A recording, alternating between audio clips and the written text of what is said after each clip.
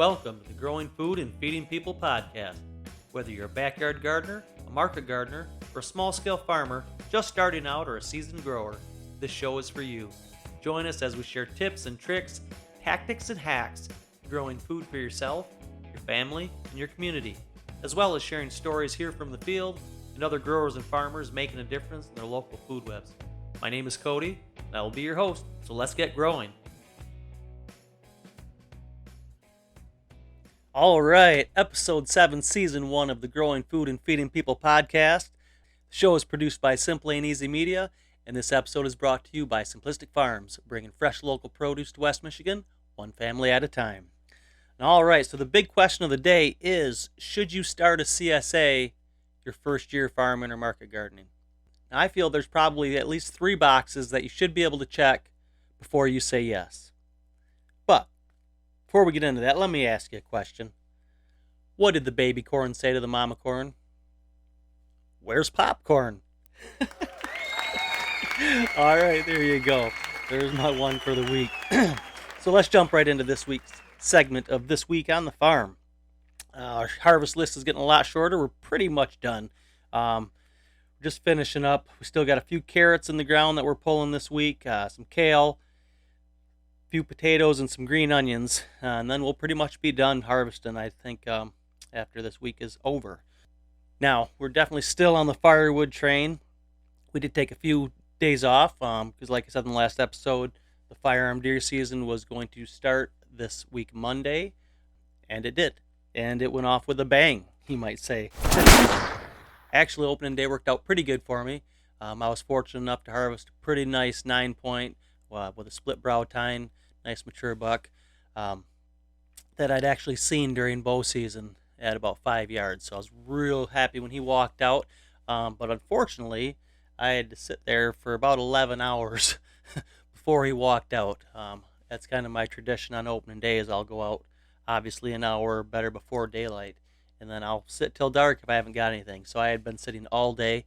It was a very slow day. I think I saw, one small buck in the morning right at daybreak, along with 2 does, and then I don't think I saw any deer all day until about 4 o'clock when the does started to pop out.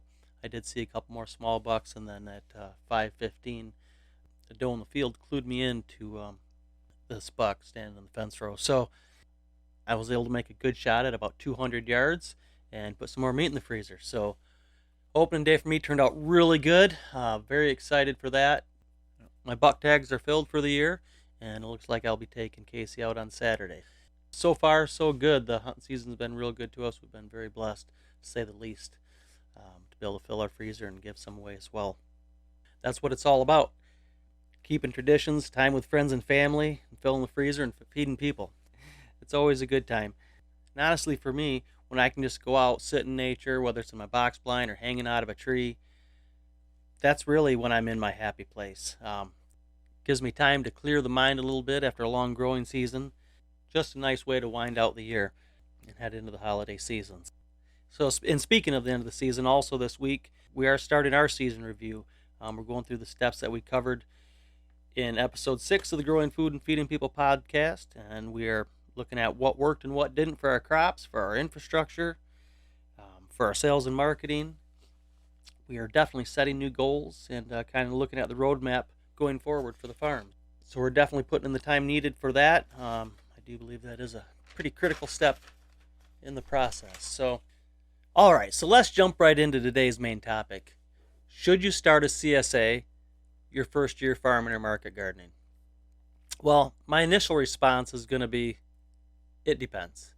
Like most things, this is very, very contextual based on quite a few factors, but I do believe that for this particular business model, you should be able to check yes to at least these 3 boxes at a minimum before starting a CSA.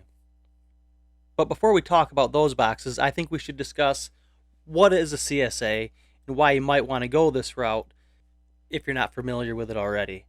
And I believe this topic is important. I did a video on my YouTube channel about a year ago regarding farmers markets versus CSA and breaking down the differences between the two. and I do get a lot of response from viewers in regards to how good of an idea the CSA sounds. And it is, and it can be a great idea and a great farm model. However, there are definitely some things to consider before you jump right in head first when it comes to a CSA. So, what is a CSA? Well, CSA stands for Community Supported Agriculture.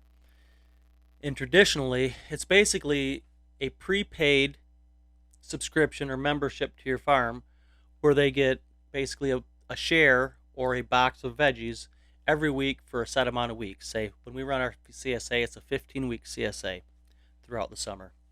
Folks will prepay a certain amount, whether it's a single share for a single person or a family share, for a family of 3 to 5. And they pay before the season even starts with somewhat of a guarantee that they're going to have fresh vegetables delivered every single week for 15 weeks once the season starts up. It's great for the customer because they know they're going to have access to fresh vegetables throughout the growing season. And it's great for the farmer or market gardener because it gives them the funds needed, especially if they're in their first couple of years still investing a lot of money into their farm. It gives them the funds up front at the beginning of the season so they can make sure they have their seeds and their compost and their hoop houses and whatever they need to grow that food. So it's definitely a great way to fund the farm. That's the upside, and that's the upside for both parties. It's great for the farmer and it's great for the customer. However, there are some downsides. It's very tempting because as a farmer, you actually need less customers because your customers are essentially buying in bulk. So instead of needing 50 customers or 100 customers at the farmer's market, you could make just as much throughout the season with say 20 to 25 CSA members with family shares. So it's very tempting for new farmers because it does create a revenue right off the bat. However, there is a bad side, right? People paid you for that, therefore you are expected. And there are many, many things that can be out of your control. There are a lot of variables when it comes to growing food, especially outside. And crop failure is a biggie. So there are a lot of things out of your control. And if you're a brand new farmer, there are definitely things that you don't know. Even when you've been at it for a few years, you still have to battle the weather, the pests, the wildlife, and have action plans for all of those in place. Always looking at infrastructure and labor shortages, especially when you're building out your farm the first year or two, or 3, or 4. So the learning curve is huge. And the key to growing a successful farm business, or any business for that matter, is keeping your customers happy. It's customer satisfaction and trust. If you don't have that, you don't have a business, regardless of what you're growing or selling. So that's very important. And in all honesty, you don't know what you don't know. So because of that, I suggest making sure that you can check yes to all of these boxes before embarking on the journey of starting and running a CSA. The first box would be, have you ever grown food before? Semi-commercially at least, for yourself or for somebody else. Did you work on somebody else's farm who had a CSA or who grew a variety of crops, so you have some experience at least in growing the vegetables, growing the food? That's the first one. And even if it wasn't commercially, if you typically grow a large garden and you've been doing that for years, you're probably qualified. It might just take some extra planning. But that's the first box. Have you ever grown food before? Have you ever grown food before consistently in a large quantity? Box number 2 would be, have you ever grown food in the ground you're proposing to grow on? Meaning, is this an existing gardening space, or is this a brand new property that you're just leasing or purchasing that you've never grown food on before? And I believe this is extremely important because the soil can vary greatly, even in the same garden space. I'm running 35, 50-foot beds, and I've got 3 different blocks, and every single block is different. Okay? The soil structure is just a little bit different. So that can have a great impact on what you're able to grow, what you need to put into the soil so that you can grow successfully. And if you've never grown on that soil, honestly, even if you have a soil test done, you really don't know. We just finished up our 3rd year in the market garden, and we're still learning lessons and figuring it out. So I think that is a box that really should be checked. Have you ever grown on that ground specifically? If not, there's a high probability that there's probably going to be some surprises in store. So, and then number 3, the third box I would say is, do you already have a customer base? It doesn't have to be a large customer base, but do you have a customer base who already knows you and trusts you and is willing to put out a few $100s at the beginning of the season and put their faith in you that you'll be able to deliver on that promise? And honestly, even if this is just your first year running a CSA and you've been growing for a year or two, I would still start with a fairly small member count, 10 to 20 CSA members, just to get the feel of things, because it is completely different than growing for a farmer's market or for your farm stand or for restaurants, of course. So I would say having a small customer base is pretty crucial as well. And if you don't have that your first year, because you are new to the space, that's when I would suggest spending time in the community, at the farmers markets, getting involved, setting up a stand at your farm, so you can slowly build a loyal customer base, and really focusing on quality of your vegetables, customer satisfaction, period. Those are our 2 main focuses always, and have been since day one. And I think that's why we were able to build a fairly loyal customer base right off the bat. You don't have to have a large operation if you're putting out the best product. I believe if you can check yes to these 3 questions, you will greatly reduce the risk of failure and increase the probability of success running a CSA. So if you can check yes to all 3 of those, I say heck yeah, go for it. And if not, I would say no worries. You can still start a farm market garden. You can still even grow for a CSA. You just need to adjust the plan a little bit rather than it being a prepaid. If you like the idea of doing weekly veggie boxes with a variety of veggies, you can still grow with the same crop plan as if you were running a CSA, and then you can sell your weekly veggies on a week-to-week basis and having them pay for it at that point, rather than taking their money up front long before you even grow the food. So you take a lot of that weight off your shoulders. In reality, you'll still be able to build a customer base if you're growing good food and delivering good customer service. So it's not that you can't.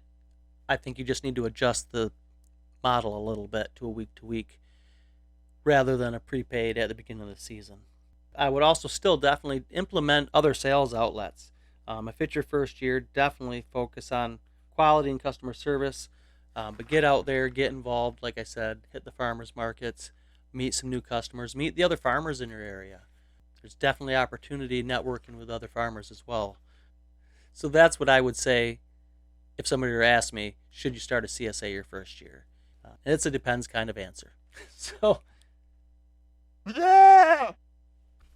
All right. You know what that sound means. It is time for our farm and garden word of the week. This week's word is diazotropes. Our diazotropes: A, the Diaz brothers trophy room; B, microorganisms that fix atmospheric nitrogen in the soil; C, nature's answer to nitrogen fertilization; or D, both B and C. That is D. It is both B and C. Diazotropes are microorganisms that fix atmospheric nitrogen into the soil. It really is nature's answer to nitrogen fertilization. Pretty cool. All right, remember, y'all, good decisions come from experience, and experience comes from bad decisions. So, hopefully you have been inspired or entertained, learned something or laughed. I truly hope you're enjoying the podcast, and as always, I cannot thank you enough for tuning in and joining me every week. If you'd like to continue the conversation, we can chat over on Facebook at Simplistic Farms LLC, or you can send us a comment over there on YouTube at Simple Ain't Easy, Simplistic Farms. And of course, you can listen to the Growing Food and Feeding People podcast on all of the platforms, including Spotify, Google Podcasts, Amazon Music, Stitcher, wherever you like to listen to your favorite podcasts at. You can find us there. If you'd like to support the show or get involved in Project Feed Your Neighbor, there is a link down in the show notes, or you can find us over on patreon.com at patreon.com/simplisticfarms. We hope you have a great week. Make somebody smile. We'll talk to you on the next one.